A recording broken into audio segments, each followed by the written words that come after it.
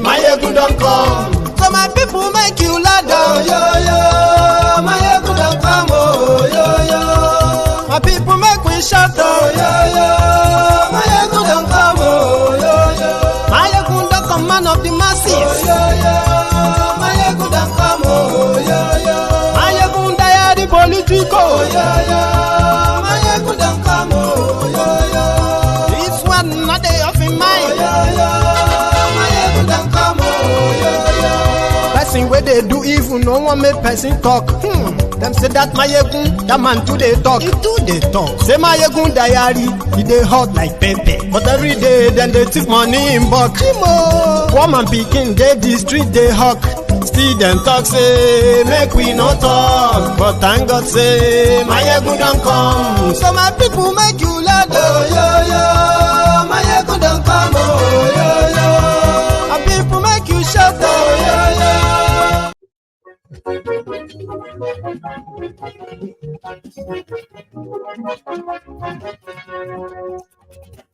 Hello there. Mayegun làwọn mọ̀ làwọn tó dodo.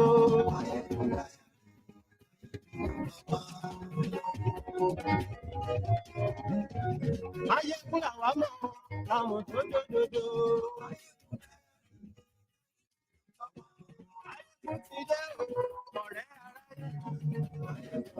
Good morning to you, good afternoon to you, and good evening to you from wherever you are joining me from. It is Mayegun live. Àṣírí àdẹ̀lú kì í kó níbẹ̀ o.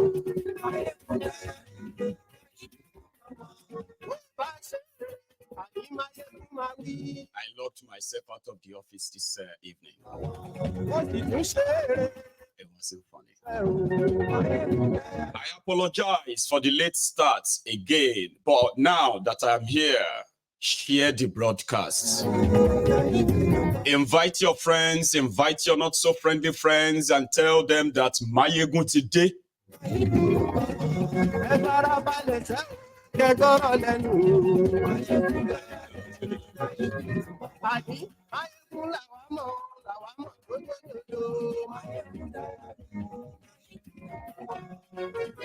A lecturer, BABCOCK University lecturer, was killed 2 days or 3 days ago by the Fulani terrorists because he resisted abduction, and that is in Iperu, Elation, Ogun State. You can walk from Iperu to my hometown, Odo, just by walking.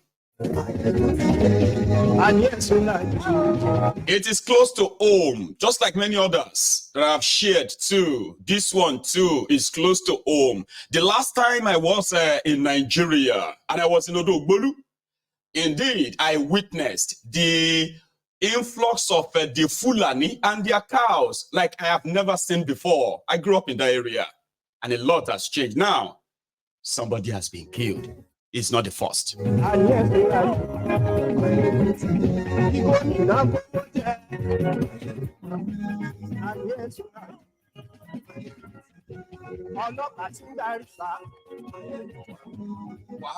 started on the social media yesterday when a video just made its way to so many of us as timelines.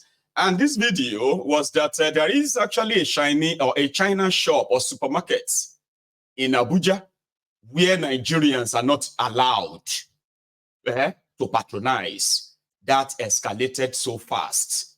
The place has been shut down. The owner and his wife, they are now on the run. And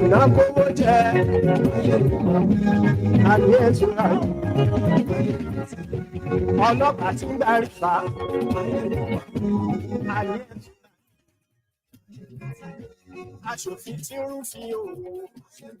what we heard from Kaduna, it seems that Peter Obi annoying these guys is not going to stop anytime soon.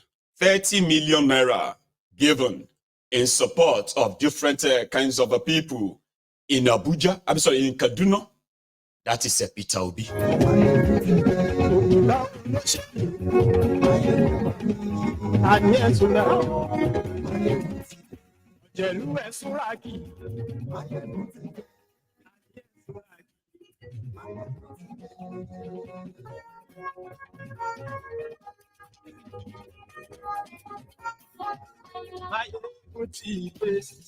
Motide. So, good morning to you once again. Good afternoon to you, and good evening to you from wherever you are watching from.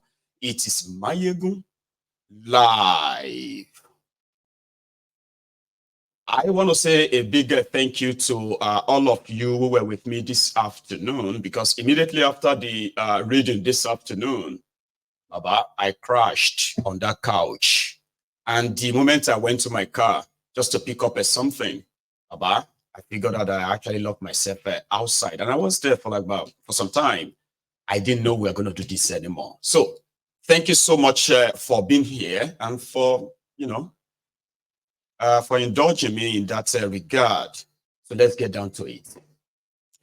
The news that came out from the top of all the news that came out of the contraption today is the news of a lecturer whose name is simply put as a Yinka Olomojobi. He is a lecturer at the BABCOCK University in Elisha Remo. That's where the university is. The event that took his life happened in Iperu. And it was at a time when this Fulani terrorist kidnappers decided to, they blocked the road, right? And in that effort, right, they came in, and it was an effort of trying to kidnap everyone. So suddenly this guy just said, no, I'm not. No, you're not taking me anywhere. Like, he resisted. And right there and then, they shot him, like execution style. Well, he was confirmed dead when his body arrived at the Babcock hospital, or Babcock teaching hospital, right? But they ended up taking 2 other people who never wanted to be killed. Like, okay, take us. And right now, the police in Ogun State, this is what they said they have done. The police in Ogun State said they have arrested one Ishaya. Let me go check down here. It's one Ishaya. Awada Ishaya, a newly recruited security guard in the area, became their #1 suspect. I don't know why, I don't know how, right? So they said the guy is from Plateau State, and he was employed just 2 weeks ago. Now he's the one they are holding, while the terrorists who did the real job have taken their victims into the forest, yet to make demand for ransom, but they will eventually make one. My own brother was kidnapped on his way to Ibadan, going through Ogiri. And it was similar. And guess what? Why this actually really comes back is this. We talk about the Fulani herdsmen here, or the Fulani armed terrorists there, like all of them mixed up everywhere. I left Nigeria in June 2012. That's June 4th, 2012. So if you calculate that, it is almost 12 years ago, right, that I left that place. And when I left, I wouldn't say I left Nigeria, I actually left Odogbolu. So I left from Odogbolu, which means it's a place I know so well. By the time I went back, 5 or 6 years after, I could not really recognize the place. But I went for my mom's burial, so I didn't have too much time to explore the entire communities, the towns, the villages, and all that in the area. But the few time that I was able to actually have the first-hand experience of what, you see, when people tell you about the influx of the Fulanis and their cows, here and there that you hear about. Sometimes you probably never really count as anything. But for my mom's burial, there were a lot of people who came back. Like there were a lot of people in Odogbolu. So I had some of my friends who had to give up their family houses so that they could, house some of my guests for my mom's burial. So that then made it kind of important for me to be going from one place to another, checking on people and seeing that, oh, are you okay? You're right. Found a place to sleep yet and all that stuff. Sure, you get. So I was at one of the places, and this time around it was somewhere in Ikosa, Odogbolu. People were saying it. They have they have cows everywhere. I have never in my life seen that number of cows in my life. I have never seen such. Papa, I made a video, but I've lost the video now. Anyway, like I had made about 7 minutes video. Listen to this. So it was like me standing on the balcony at around 1:30 a.m. 1:30 a.m. And these cows, I may not be able to say the exact number, but I can tell you this, right? They will never be less than 500 in Odogbolu. And they were just like, I was holding my camera this way, and I recorded their movement that lasted for over 7 minutes. Do you know how long is 7 minutes? Before you see the back of the herd, like they are turned back, begin to record their back. Over 7 minutes it took them. And there was no light. Everywhere was like a pitch black. Papa, I lived in Odogbolu. I grew up in Odogbolu. I have never seen anything like that in my life, ever. And it hasn't really gotten to this then. No. I'm talking about 2018, right? 2018. This was when I went back for my mom's burial. It is already raining.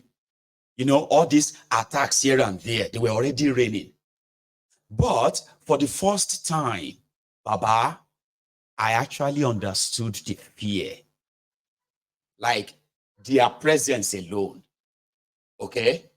And the havoc they can wreak. The fear of what if things goes out of hand now, like what's going to happen? That fear is always there. And I know so many people in different communities that have come under the attacks of these terrorists. From what I have also read, right? Their cows, to them, their cows are part of their army. Yeah. In fact, their cows is their army. So which simply means, you see, as they are going on their path, whatever they destroy, anybody who try to push back or fight back, it will now lead to provocation that suddenly all of the cows will disappear. They will put them away and they will mobilize in the middle of the night. Just like I said, they will come into your community and begin the attacks. About that day, that memory will never leave my head. 2-3 years after that, they kidnapped my brother. Yeah, he is a brother, a family member. He was on his way to Ibadan, passing through the same, Ogiri, Remo, and all that. And that was when he got kidnapped. And being kidnapped is not the first shock. Okay? A Fulani kidnapping an Ijebu in Ijebu land. Where do you think you're going to take him? That was the first thing. That wasn't even the real shock.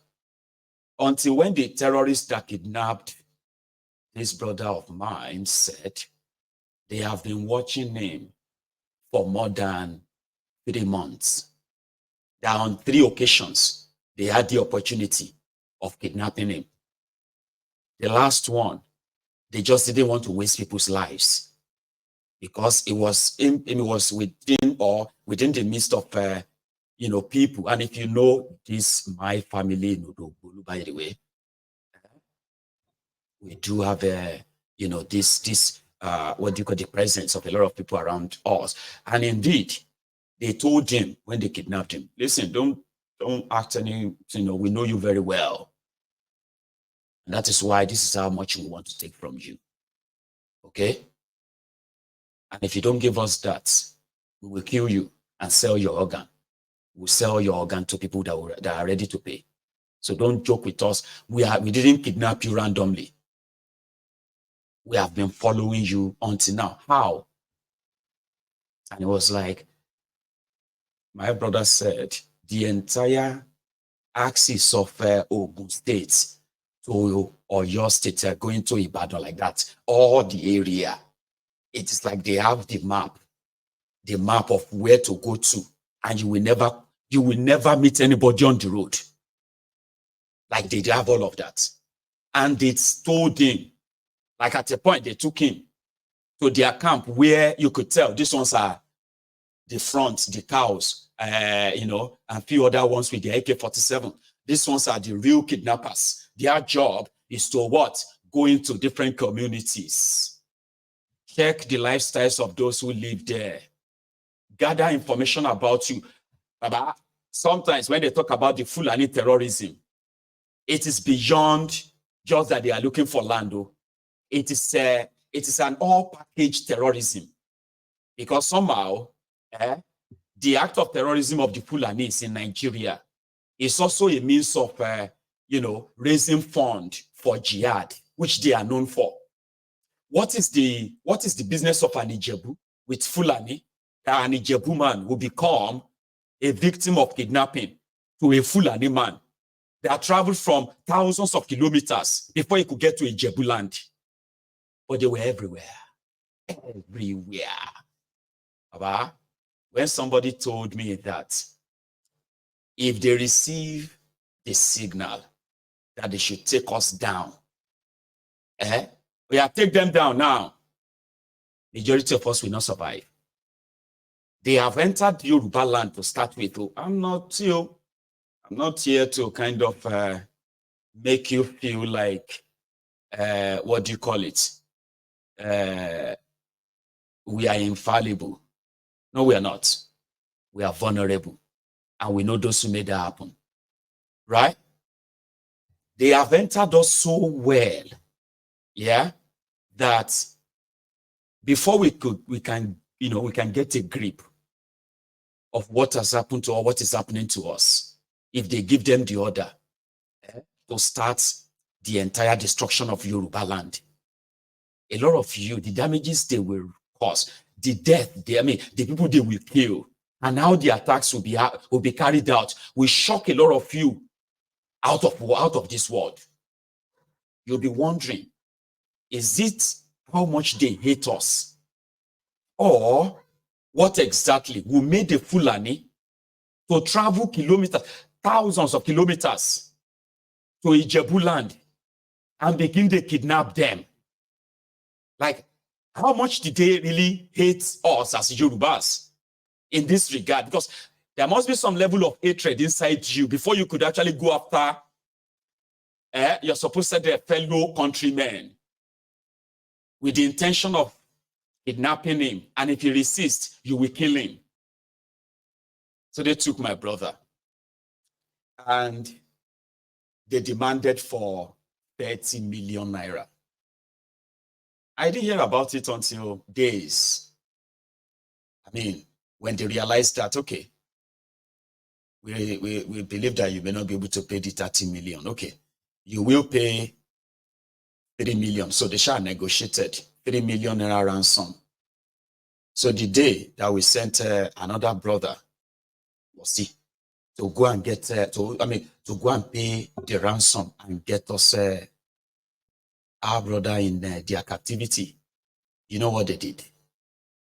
They took the person who went to go and pay ransom. 2 people went. They allowed the driver to go back and tell the family that they now have 2 of your family members. If you like, don't pay the 33 million before tomorrow evening. We will kill one and we'll send you the picture. They were using the knife. There's a knife at the edge of their gun. When my brother came back, his whole body was full of scars. The scar from them using the pointy knife on their gun, okay? It's like this. They'll put it on him. We are going to kill you now. Oh yeah, say your last prayer. Say your last prayer. Please. So they will make him feel like they were shooting him by poking him with the knife. That's the way they were torturing them. Then the following day, you remember they've already taken 3 million. Then they demanded for, okay, bring so and so then, and then they come and take your, and then they freed them. On our part, as Ijebus from Odogbolu, you can easily believe that, okay, well, maybe we decided to go and, appeal to our gods so that they can, the gods can touch their heart and change their heart, because they just said, okay, you know what, come and get them. So that day, when they told me that, what came back to my, what was like really going through my mind was, I am not in Nigeria. Ordinarily, I shouldn't be worried or bothered. Whatever happens there per se, because I am not directly affected. But when one of my own blood was taken, it makes better sense why I didn't want to wait until I become a victim or somebody closer to me, right? And one of the things that a lot of us actually dread mostly, especially with these lying, untrustworthy criminals in charge of Nigeria. Number one, you are all on your own. I think everybody should have realized that by now. You are on your own, right? Just do everything you can to stay alive, okay? There is nobody there to look after you, not your governments, not the security agents and the rest. You're on your own. It's obvious. So imagine you seated as you are there right now, and then your phone rings. Hello? You have just shot your brother, who happened to be a lecturer, a university lecturer. Maybe the one you have been trying to convince to leave Nigeria. Get out of that place, bros. Uncle, you need to leave that place. How much are they paying you? You see all these kidnappings, all this terrorism. Terrorism is not in Nigeria. It's not here. All of you abroad, you like to exaggerate things. You always like, it's not that bad.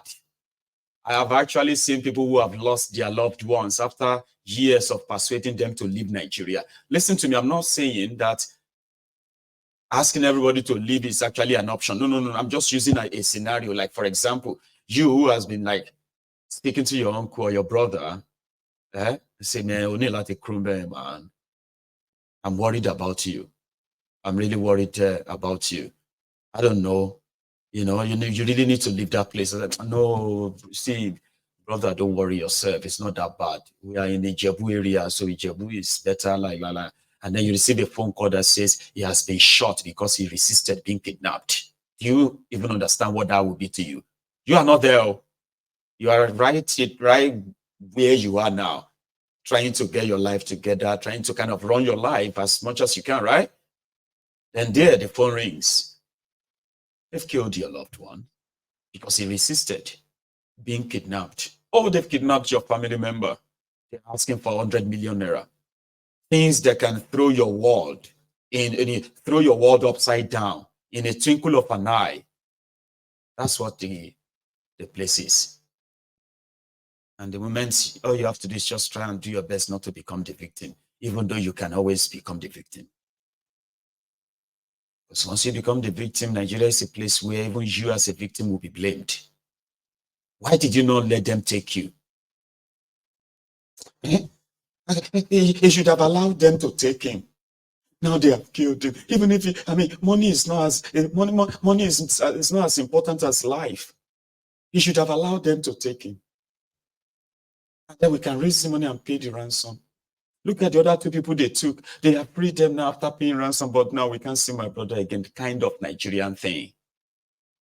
Because what they teach them in Nigeria is that they should learn how to get used or how to live with their killers. So to the family of this lecturer and then the staff and students of BABCOCK, I'm talking about your slain lecturer, Yinka Olomojobi. Accept our, heartfelt condolences.